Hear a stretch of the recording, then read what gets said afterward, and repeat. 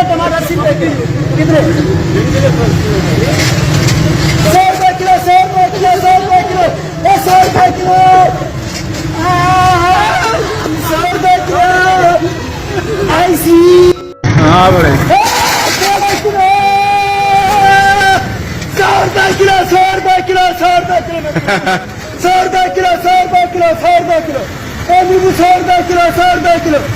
खुदा के नाम है 100 रुपए किलो उसका मेरे यार सोने नींबू है उसका मेरे यार सोने नींबू है सोने राज के हाथ में रख रहा कि चले नींबू दिनों बेकार नींबू 80 रुपए किलो नींबू 80 रुपए किलो नींबू 80 रुपए किलो 80 रुपए किलो नींबू 80 रुपए किलो नींबू 80 रुपए किलो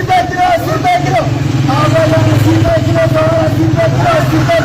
किलो 80 रुपए किलो 100 पर नींबू आ गया 80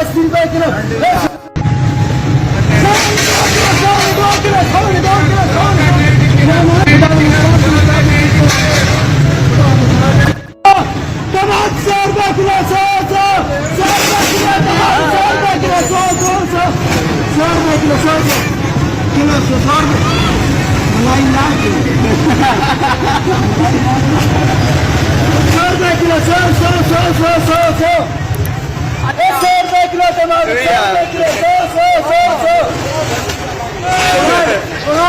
सांडे नु हाथ लगाया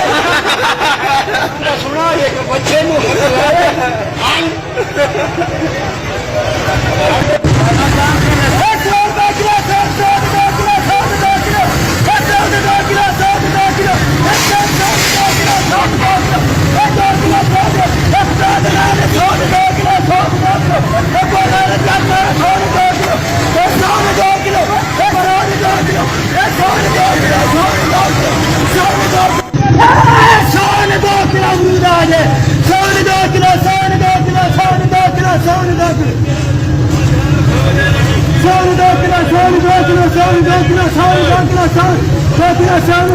100 रुपए किलो